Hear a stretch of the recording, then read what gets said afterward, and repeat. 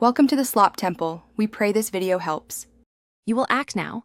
Confirm you know the Apple ID linked to the iPhone and have a computer and cable ready.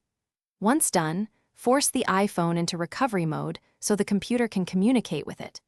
Make sure the device is charging or has reasonable battery life before proceeding. If the lock screen says iPhone unavailable, you can't enter a passcode. Connecting to a trusted computer and initiating recovery is the only way forward without that passcode. You connect the iPhone to the computer and open Finder on Mac or iTunes on Windows. Next, perform the model-specific force restart to enter recovery mode. Hold the buttons required until the recovery icon appears. Once the computer detects the device, choose Restore. This downloads the latest iOS and erases the phone. Make sure your internet connection is stable because the download can be large. If the download stalls, cancel and try again to avoid a partial restore.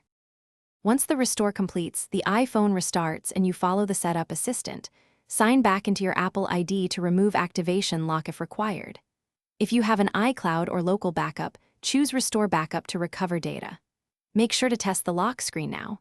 If the restore or activation fails, try Device Firmware Update mode, swap the cable, or use a different computer. These steps often resolve detection errors.